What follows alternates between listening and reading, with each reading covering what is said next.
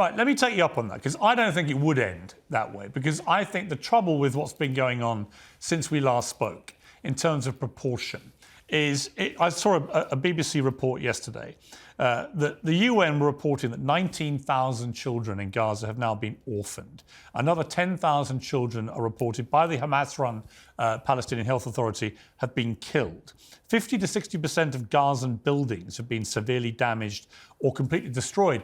And I don't see any nearness to the end of this, because by Israel's own numbers, they've only killed, if you believe their numbers, and I'm not quite sure how they know this, under 10,000 Hamas terrorists. That means that, you know, 2/3 of the Hamas terrorists are still to be taken out. So this could go on for many months, maybe a year, and those numbers of civilians being killed will exponentially rise, and the devastation in Gaza will reach a point where there is no real Gaza left. And I don't understand here, Ben, what the end game is for Israel. I'm not even sure they've worked it out themselves, other than to just obliterate everything in what many see as an overreaction to what happened by a superpower that hasn't thought through the consequences of taking out the whole of Gaza. It's certainly hard to deem an overreaction to the murder of 1,200 of your citizens and more than 100 hostages still being kept by a terror group in destroying buildings, for example.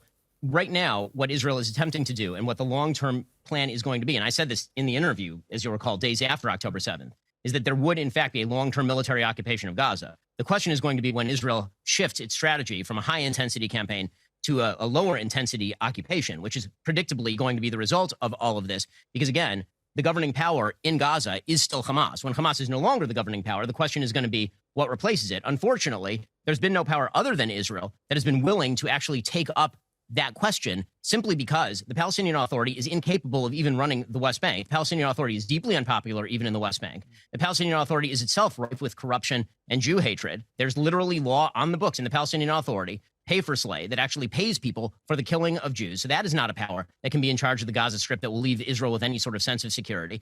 The UAE has no interest in running the Gaza Strip. Egypt has no interest in running the Gaza Strip. Jordan has no interest in running the Gaza Strip. Saudi has no interest in running the Gaza Strip.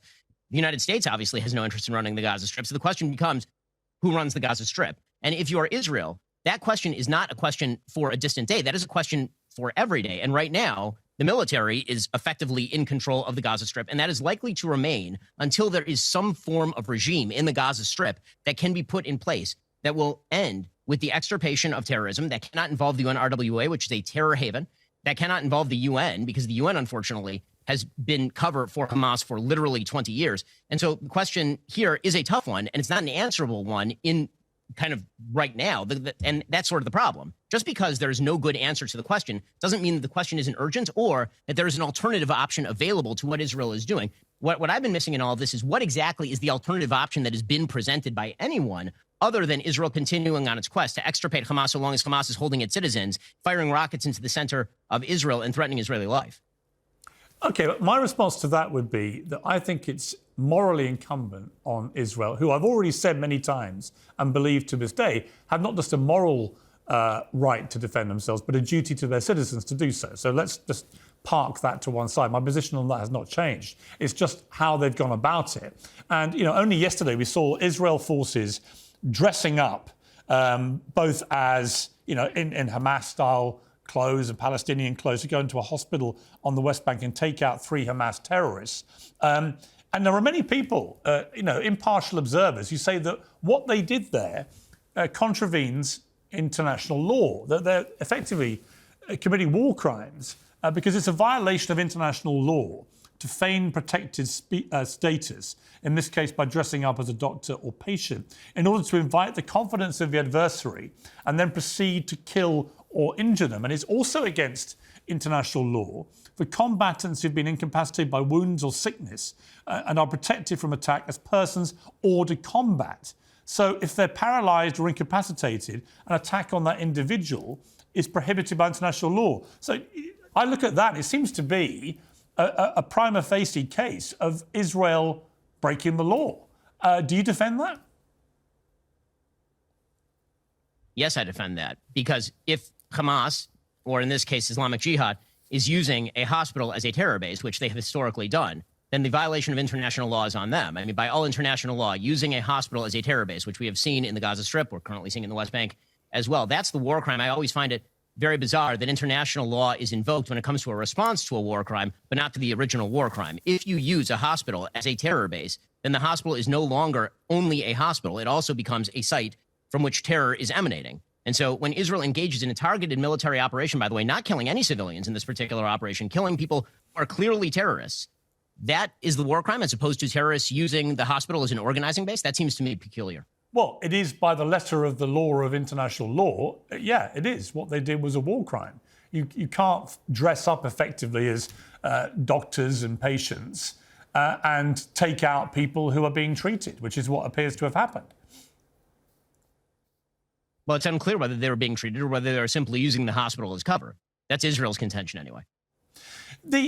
Look, I think that the problem is when you talk about this, you talk with great clarity and you have a certainty about how you think this all plays out.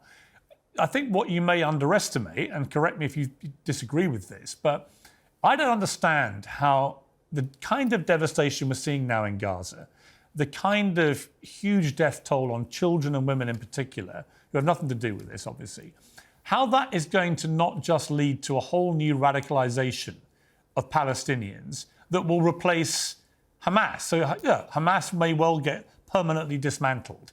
They're clearly being killed in large numbers, and clearly the underground tunnel operations are being dismantled, and Netanyahu's made it clear he'll keep going until the end. So assume that Hamas are removed effectively. Why do you think, Ben, that doing this in the way that Israel's doing it is not just going to lead to a whole new breeding ground of radicalized Palestinians who've lost family members, kids, wives, and so on, and who will want to exact revenge? How does it make Israel safer?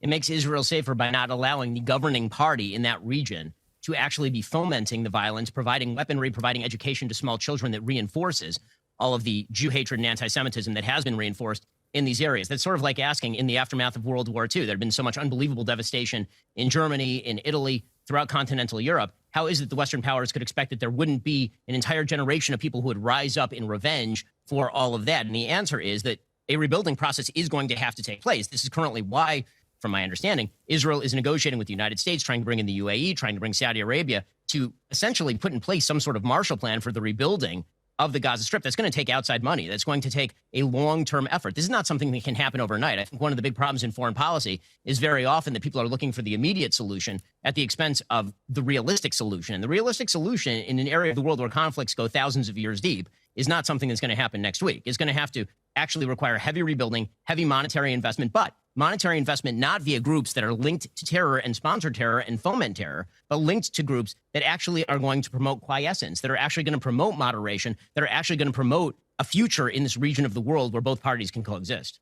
When I interviewed you, I later interviewed Andrew Tate several weeks later in Romania, and he said this. So Ben is a warmonger.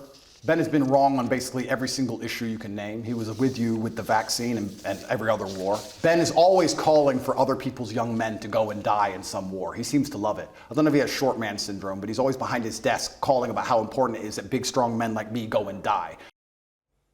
I mean, apart from the puerile name calling and stuff, his point there that you're a warmonger, your response?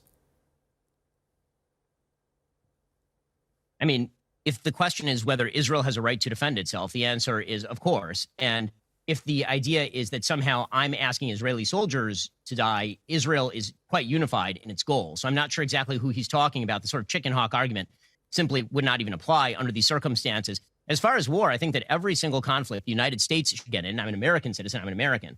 Every conflict the United States gets in we ought to be asking, what is the actual American goal? What is the actual American interest, which is for one reason why I didn't support the war in Libya during the Obama administration. It's why I was very skeptical of American interventionism, whether covert or overt, during the Arab Spring. I thought that was going to end quite poorly. So, again, I think that that's inaccurate, but it's Andrew Tate, so I'm not supremely surprised by that. I'm not sure, exactly what his level of knowledge is on foreign policy issues other than sort of the braggadocio.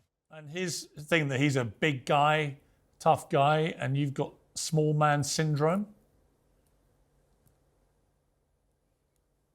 I'm not sure what to make of that. I mean, I guess that, you know, if your version of manhood is walking around shirtless, smoking cigars in Romania, then I guess you can have that. That's okay. I mean, sure. My version of masculinity is a little bit different. It's, you know, being married with 4 children and raising a family in a solid community, but I guess to each his own. Do you think Andrew Tate is a good influence on young men in particular around the world? He seems to have a very big one. Is it a good one? I think that Andrew Tate says, as I've said on your show before, I think that his diagnosis of some problems is correct. I think that his actual prognosis and recommendations for solving those problems is more frequently than not deeply incorrect. You tweeted something yesterday, I think, which got a lot of attention online. I just want to quickly ask you about this. It involves a woman called Rachel Corrie. I'm sorry, it was posted yesterday. You originally tweeted it in 2011. And you said, I would love to write a book called Great Idiots of History. Rachel Corrie would make the list. And it got retweeted yesterday and started fizzing around the internet. When you look back at that tweet, do you have any regrets about the way you phrased that? Not particularly. I mean, I think that Rachel Corrie, her death was tragic, but that doesn't mean that she wasn't engaged in deep foolishness. That there are many members of the West who unfortunately do act as useful idiots for terror groups. Rachel Corrie was associated with the International Solidarity Movement. She was in the Gaza Strip in Rafah, Gaza in 2003 when Israel was conducting military operations in the middle of the Second Intifada. She was blocking a site that Israel had suggested was actually being used to hide terror tunnels, which, as we now know, is a frequent tactic being used in the Gaza Strip. And she planted herself in the blind spot of a bulldozer. Her death was a tragic accident. It's tragic. That doesn't mean that she wasn't acting as a useful idiot on behalf of far more nefarious forces. But she is a young woman who got bulldozed to death. And this was, 13 years ago, and you're a different character now. I just wonder whether, looking back on it, you would have phrased that differently. I mean, perhaps I might phrase it differently now. Do I feel that she was a fool and that she was acting on behalf of nefarious interests? Absolutely.